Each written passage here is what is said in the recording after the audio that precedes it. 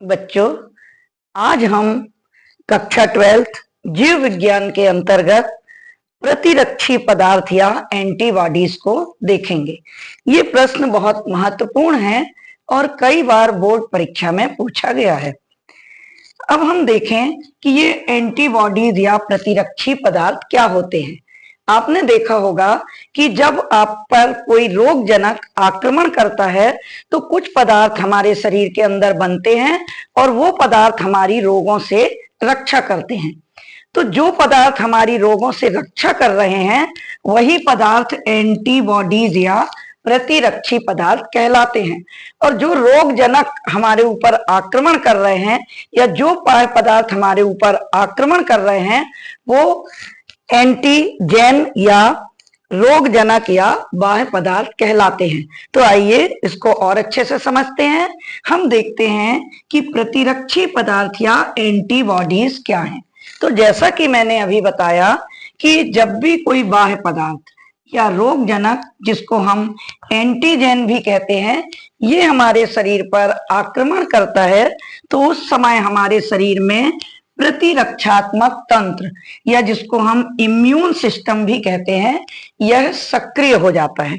और जब ये इम्यून सिस्टम या प्रतिरक्षात्मक तंत्र सक्रिय होता है तो उस समय हमारे शरीर में पाई जाने वाली बी कोशिकाएं ये रक्त में एक विशेष प्रकार का प्रोटीन बनाने लगती हैं। बी कोशिकाएं जो रक्त में एक विशेष प्रोटीन बना रही हैं, इस प्रोटीन को ही एंटीबॉडीज कहा जाता है। अर्थात जब भी रोगजनक हमारे शरीर पर आक्रमण करेंगे तो प्रतिरक्षात्मक तंत्र सक्रिय होगा और बी कोशिकाएं रक्त में विशेष प्रकार का पदार्थ बनाएंगी और इस पदार्थ को ही प्रतिरक्षी पदार्थ या एंटीबॉडीज कहा जाता है। और ये प्रतिरक्षी पदार्थ एंटीजेन के साथ मिलता है और एंटीजेन को नष्ट करता है। इस तरह से रोगों से हमारी रक्षा होती है।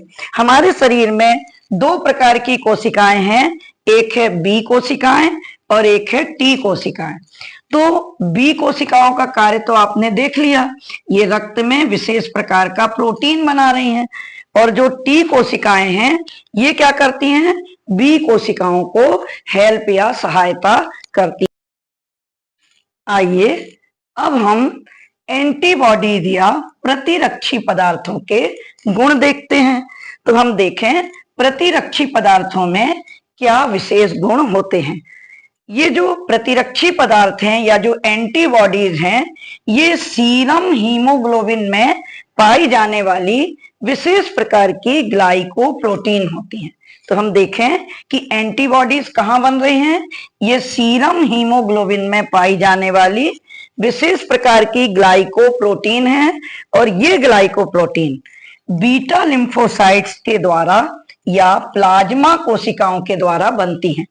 और ये हर समय नहीं बनती, ये कब बनेंगी, जब हमारी बॉडी में कोई एंटीजेन की अनुक्रिया होगी। अर्थात कोई एंटीजेन या रोगजनक जब हमारे शरीर के अंदर प्रवेश करता है तो उसके रिस्पॉन्स या उसकी अनुक्रिया के लिए ये उत्पन्न होती हैं। तो हमने देखा एंटीबॉडीज सीरम हीमोग्लोबिन में पाई जाने वाली ग्लाइकोप्रोटीन है जो बीटा लिम्फोसाइट्स के द्वारा या प्लाज्मा कोशिकाओं के द्वारा विशेष प्रकार के एंटीजेन की अनुक्रिया के कारण उत्पन्न हो रही हैं।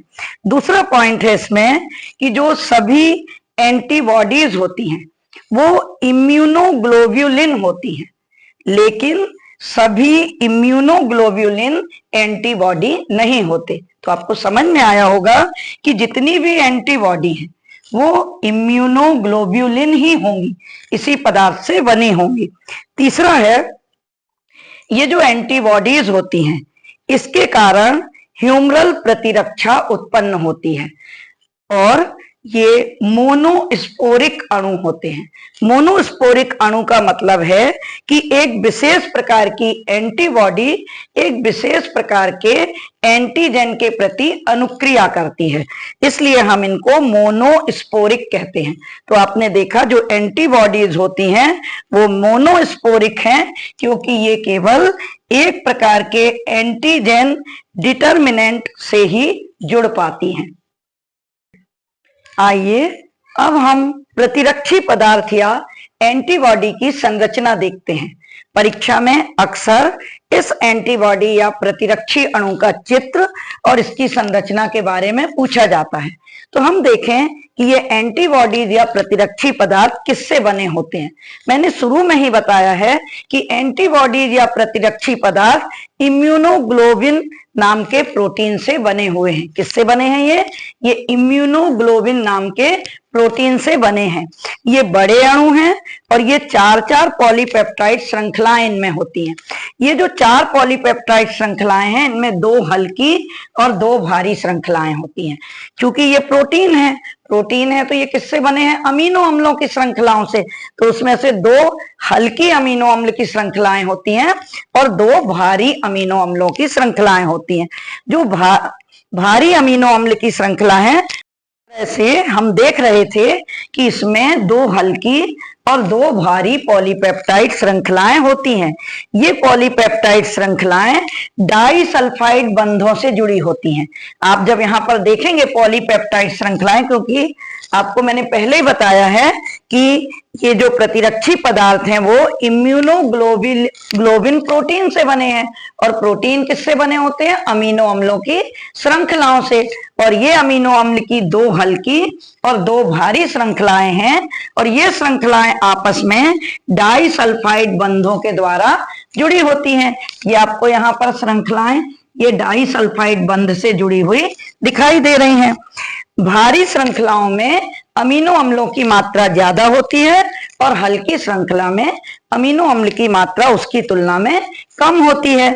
और ये प्रतिरक्षी पदार्थ में जो इम्यूनोग्लोबिन नाम का प्रोटीन होता है ये 5 प्रकार के होते हैं। पहला है IgA, दूसरा IgD, तीसरा IgE, चौथा IgG और अगला IgM। तो इस तरह से ये 5 प्रकार के इम्यूनोग्लोबिन नाम के प्रोटीन होते हैं। तो आइए अब हम इस एंटीबॉडी का डायग्राम समझते हैं। परीक्षा में ये डायग्राम कई बार पूछा गया है। तो अब हम देखें प्रतिरक्षी अणु की संरचना कैसी होती है। प्रतिरक्षी अणु एक Y के आकार की संरचना बनाता है। इसमें ऊपर का ये जो Y के आकार का शेप है, इस शेप में दोनों श्रृंखलाएं हैं, हल्की भी है और भारी भी है। ये आप यहाँ पर देख रहे होंगे, ये हैवी चेन है ऊपर की और ये नीचे की लाइट चेन है। और ये जो नीचे वाला भाग है यहाँ पर हैवी चेन या भारी श्रृंखला होती है। तो आइए हम इसके स्ट्रक्चर को और अच्छे से समझते हैं। ये वाला भाग कौन सा था? भारी श्रृंखला। इस भारी श्रृंखला में ये रीजन लिखा हुआ है variable region of the heavy chain, अर्थात भारी श्रृंखला का यह परिवर्तनशील क्षेत्र होता है। ये नीचे वाला भाग जो है यहाँ लिखा है variable region of the light chain, अर्थात यह जो हल्की श्रृंखला है उसका परिवर्तनशील क्षेत्र है। नीचे लिखा है constant region of light chain. ये कौन सी श्रृंखला है? हल्की। ऊपर वाली कौन सी है? भारी। तो ये जो हल्की श्रृंखला है इसका ऊपर वाला भाग तो आपने देख लिया था वेरिएबल रीजन, और नीचे वाला भाग क्या है? कांस्टेंट। कांस्टेंट माने स्थिर।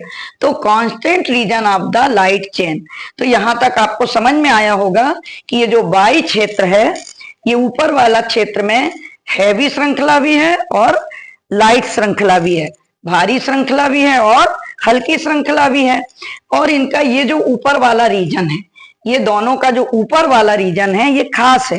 ये एंटीजेन बाइंडिंग साइट है, अर्थात ये जो एंटीबॉडी है ये क्या करता है? एंटीजेन को नष्ट करता है। तो ये एंटीजेन को यहां से जोड़ता है। तो ये वाला रीजन क्या है? एंटीजन बाइंडिंग साइट, अर्थात इस एंटीबॉडी के अणु से एंटीजन इस स्थान पर आकर जुड़ता है। और इसकी जो दोनों श्रृंखलाएं होती हैं वो मैंने अब भी बताया था कि डाई सल्फाइड बंधों से जुड़ी हैं। तो आप देखिए ये जितने भी ये क्षेत्र दिखाई दे रहे हैं ये सब क्या हैं? डाई सल्फाइड बॉन्ड, यानी दोहरे सल्फाइड बंधों से ये श्रृंखलाएं जुड़ी होती हैं। तो ऊपर का भाग आपने समझ लिया। अब अगर हम ये नीचे वाले भाग को देखें तो नीचे वाले भाग की श्रृंखला हैवी श्रृंखला होती है। तो यहाँ constant region of the heavy chain, ये वाला रीजन कौन सा है? स्थिर constant region of the heavy chain. तो इस तरह से हमने ये प्रतिरक्षी पदार्थ का चित्र देखा। कोई भी प्रतिरक्षी पदार्थ या एंटीबॉडी जो होते हैं ये क्या करते हैं? एंटीजन को नष्ट करने का काम करते हैं। और आपको डायग्राम बहुत अच्छे से समझ में आ गया होगा। ऊपर वाला क्षेत्र हैवी और लाइट दोनों श्रृंखलाओं से बना है, ये हैवी और ये लाइट, और नीचे वाला क्षेत्र केवल हैवी श्रृंखलाओं से बना है। और इस प्रतिरक्षी पदार्थ में आपने देखा इम्यूनोग्लोबिन होता है कि दो भारी श्रृंखलाएं होती हैं। ये श्रृंखलाएं डाइसल्फाइड बंधों से जुड़ी होती हैं और भारी श्रृंखलाओं में अमीनो अम्लों की मात्रा ज्यादा होती है। और इस तरह से आप ये डायग्राम बना सकते हैं। और एंटीबॉडीज या प्रतिरक्षी पदार्थ का चित्र अक्सर परीक्षा में पूछा जाता है।